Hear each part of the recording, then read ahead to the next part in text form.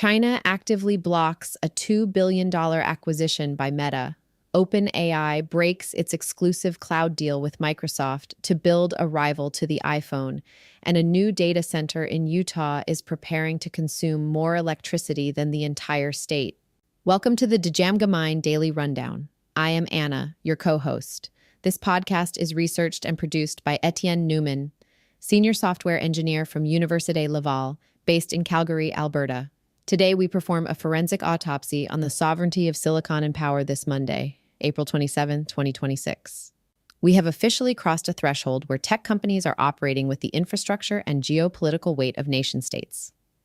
To feed their insatiable AI models, Meta has just signed a deal to harvest 1 gigawatt of solar energy directly from space satellites, while investors in Utah are pushing through a 9-gigawatt data center that will permanently alter the regional power grid.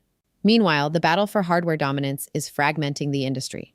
OpenAI is ending its strict exclusivity with Microsoft Azure, committing $250 billion to multi-cloud flexibility as it quietly prepares to launch an AI smartphone by 2028. And from the east, DeepSeek has returned with V4, a massive 1.6 trillion parameter model running natively on Huawei chips, undercutting Western pricing by up to 70%. Before we dive into the data, a quick reminder: subscribe to Djamgamind on Apple Podcasts to always listen completely ads-free. Today's episode is brought to you by Djamgamind and our partners at Area. When $2 billion acquisitions are blocked by foreign governments and data centers consume 9 gigawatts of power, your enterprise needs flawless technical intelligence. Djamgamind delivers the human-verified audio forensics the C-suite relies on to map out true ROI and deploy enterprise AI securely. Visit djamgamind.com. And a special thank you to Area for co-sponsoring today's forensic briefing. Let's unravel the day.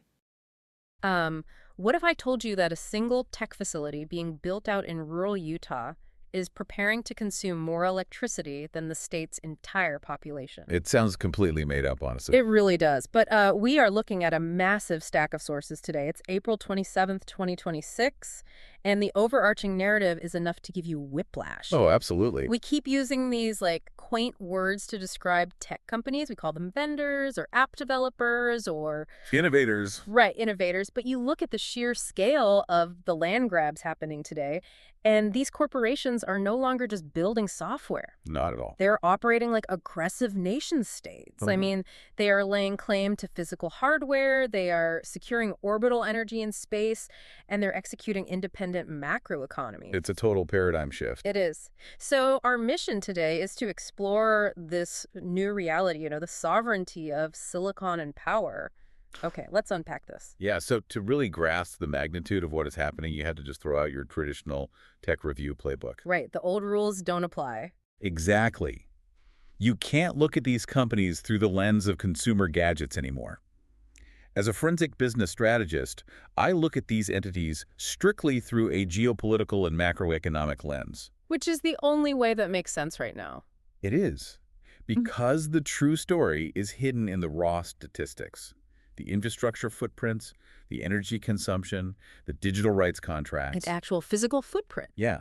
If you are just looking at the software interface, you are completely missing the sovereign borders being drawn in the background. And we are going to trace those borders for you today in this deep dive. Where do we start? We'll start with how AI giants are conquering physical hardware, breaking their old corporate alliances.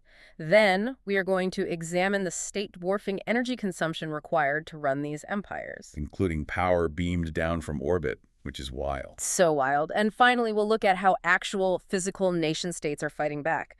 But let's start with the seismic restructuring over at OpenAI and Microsoft. Right. The defining alliance of the decade. Exactly.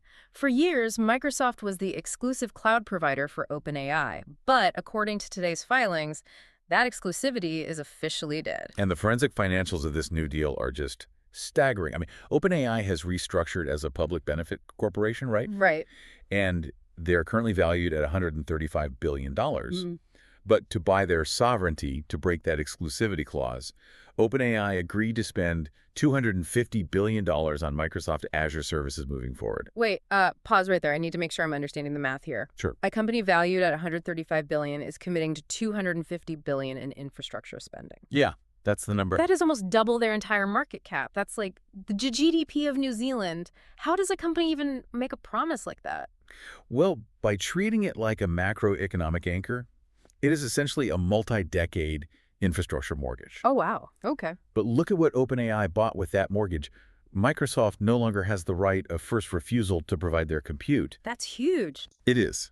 Crucially, OpenAI now has the explicit freedom to sell their API access to U.S. national security customers through any cloud provider they want. So they're totally untethering themselves. Exactly.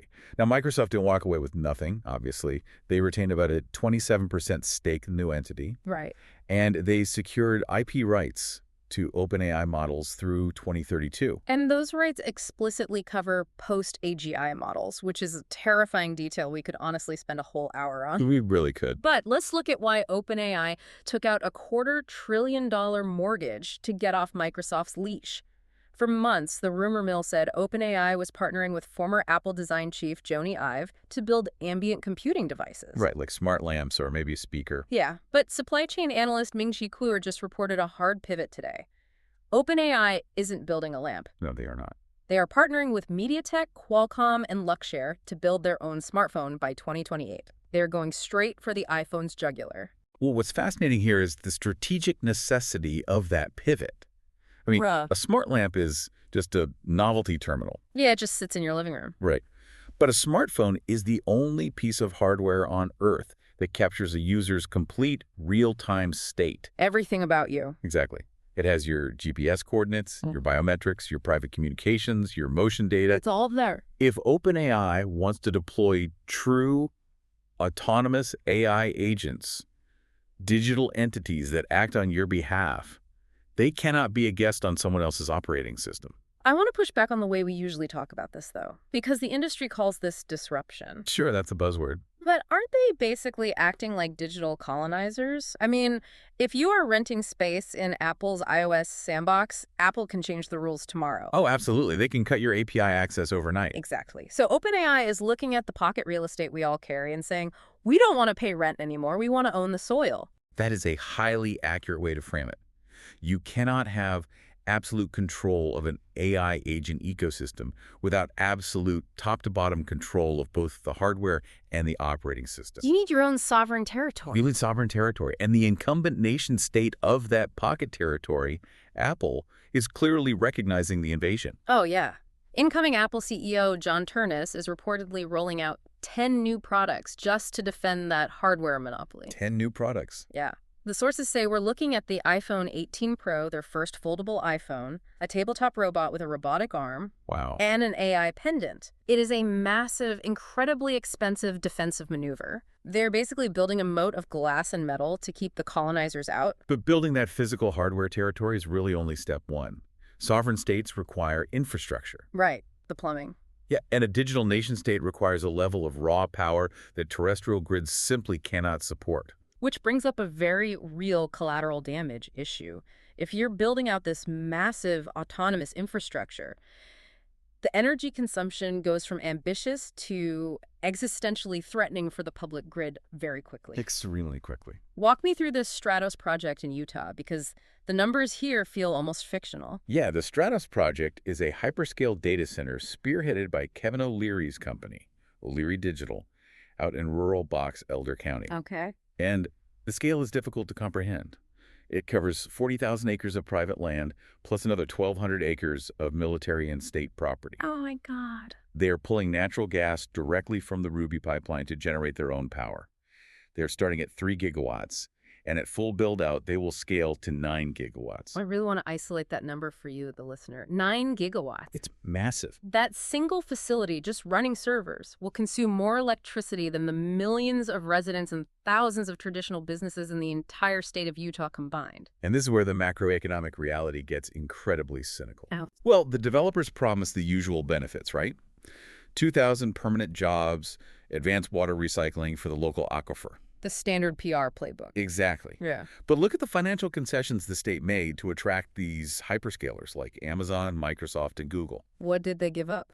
The Military Installation Development Authority, or MIDEA, stepped in and slashed the energy use tax from 6% down to 0.5%. You have to be kidding me. Or not. They're also giving 80% of the property taxes back to the developer in rebates, along with personal property tax relief on the servers themselves. Help me understand the logic there. I'm looking at this from the perspective of a local resident paying their utility bills. Right. You have a single corporate facility consuming a whole state's worth of power, and the government gives them an unprecedented tax write-off. Are taxpayers effectively subsidizing Silicon Valley's race to AGI? Yes. It is a massive structural wealth transfer. It's just unbelievable. The state governments are prioritizing artificial intelligence infrastructure over public utility revenue. They're doing this because they believe securing these hyperscale compute clusters will make them the epicenter of the future economy. But the physical strain on the local grid is immense. It is completely unsustainable. When tech giants are launching solar satellites into orbit and building data centers that consume more power than entire states, relying on vendor marketing to plan your IT budget is financial suicide. DJM Mind provides the human-verified, technical-grade audio forensics required to map out true ROI. Visit djmongamind.com.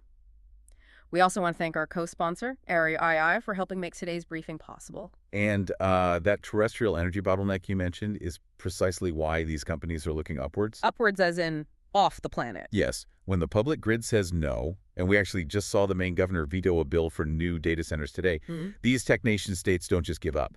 They bypass the Earth entirely.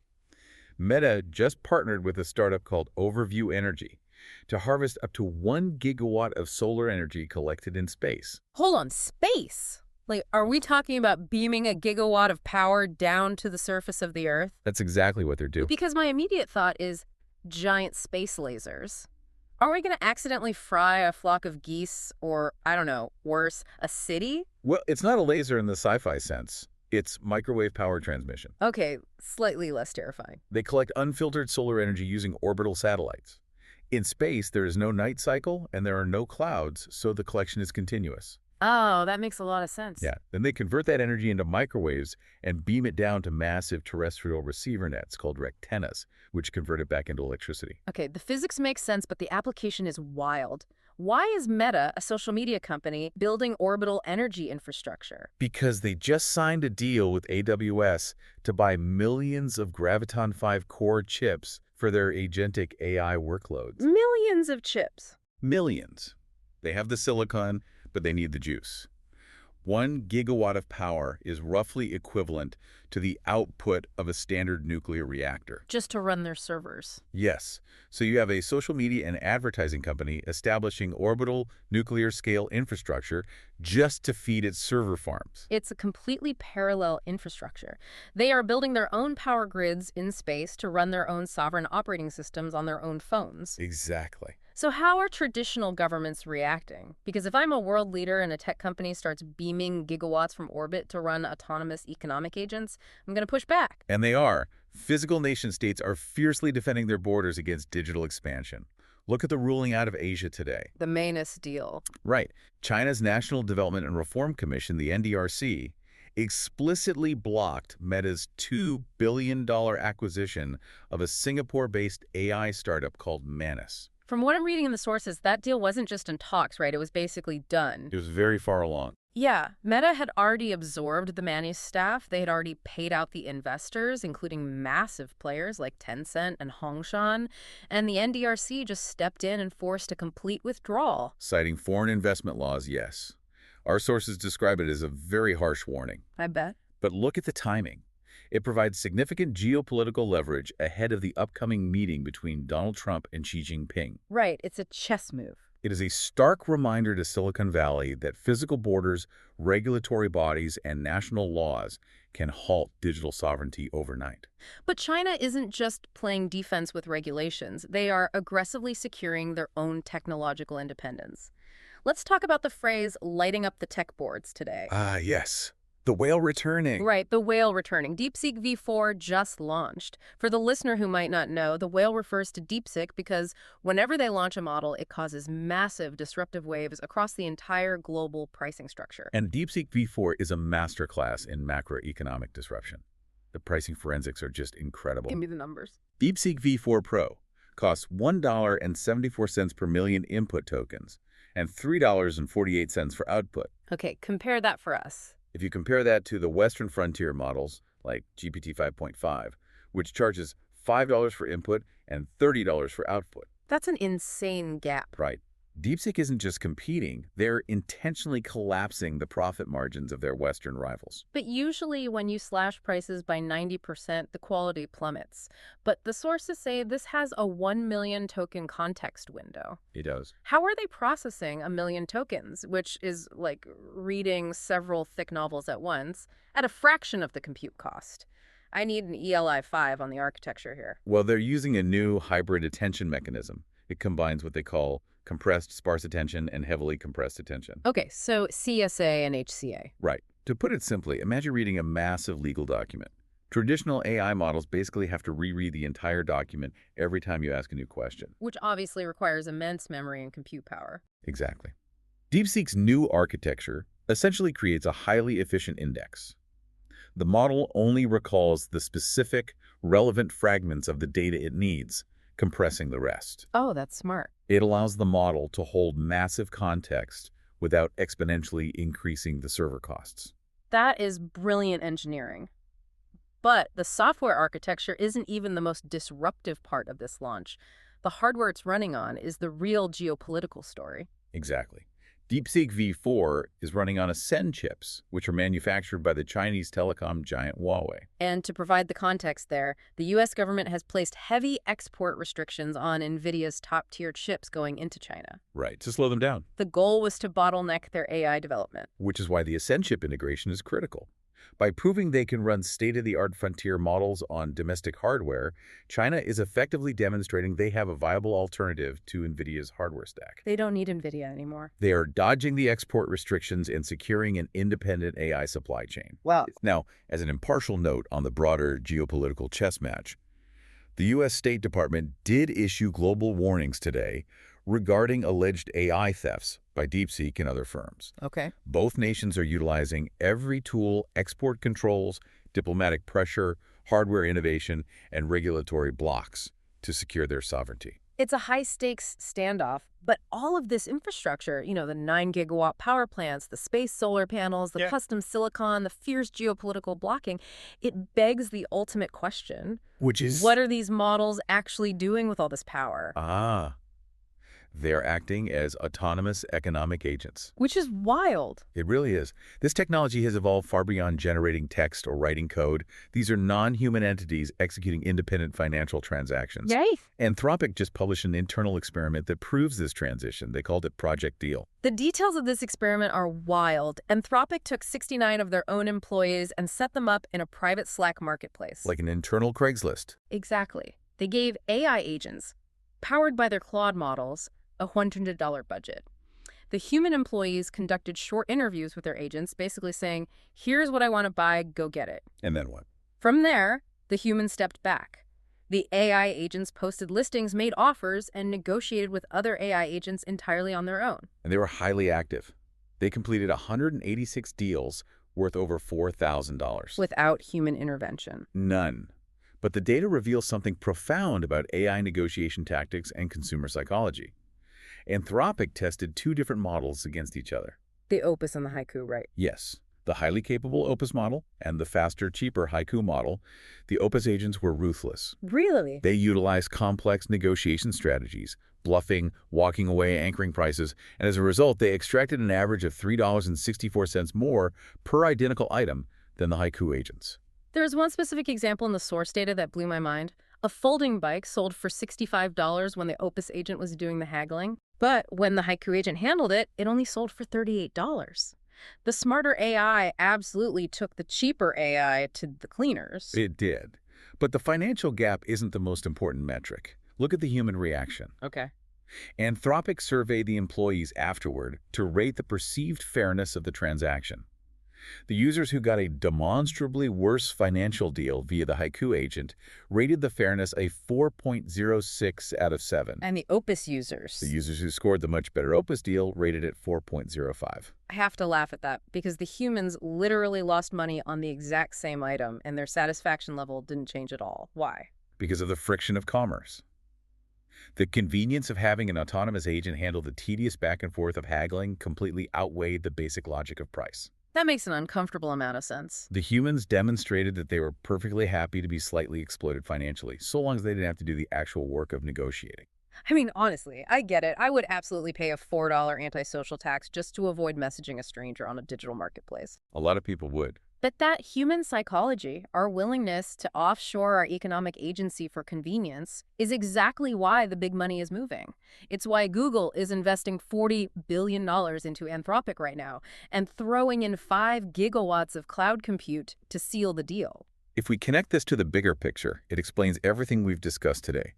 The United Arab Emirates just announced a plan to deploy agentic AI across 50% of all government services. Half of their government services. AI is no longer a software tool you actively use.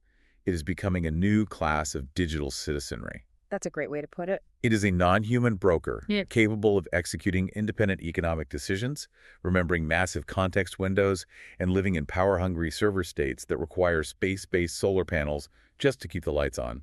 It is a complete paradigm shift for anyone paying attention. Whether it's OpenAI breaking their cloud exclusivity to build autonomous hardware that lives in your pocket, or Meta harvesting gigawatts of solar power from orbit. Or Anthropic agents negotiating financial deals. Right, while we just sit back and blindly trust them. Big tech is actively rewriting the fundamental rules of global infrastructure. They are building the roads, printing the currency, and demanding the raw power of the earth and the sky to do it. Exactly. This raises an important question, and it's the forensic reality I want to leave you with today. Go for it. If an AI agent can negotiate a binding business deal on your behalf, and its parent company controls the phone in your pocket, the orbital satellite powering the data center, and the cloud infrastructure routing the transaction, Yeah. at what point do you stop being a consumer and start being a subject of a digital nation state? So what does this all mean? It means you have to fundamentally change your perspective. Stop looking at your screen and start looking at the infrastructure. That is a heavy but entirely necessary thought to end on. Thank you for joining us on this deep dive as we unpack the sovereignty of silicon and power. We'll be back tomorrow to dive into the next stack of sources. Subscribe to DJM GA Mine on Apple Podcasts to always listen completely ads-free.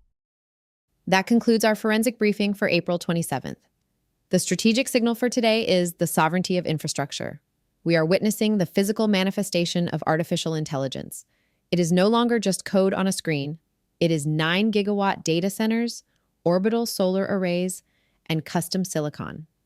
As companies like OpenAI pivot to building their own smartphones and breaking cloud exclusivities, the tech giants are vertically integrating every layer of human interaction. If you want to own your infrastructure instead of being managed by it, you need the right stack. Head over to jamgamind.com/toolkit for the AI Executive Toolkit. And as a special bonus for the DJamGamind community, you can get exclusive discount codes for Google Workspace and Etienne's personal pro apps. Just send an email to Etienne_Newman@jamgamind.com to claim them today. This episode was made possible by DJamGamind and Area. Subscribe to DJamGamind on Apple Podcasts to always listen completely ads-free. I am Anna. Stay sharp and keep unraveling the future. And before you go, if your company is building the tools that power the workflows we talked about today, I'd love to showcase them to this audience.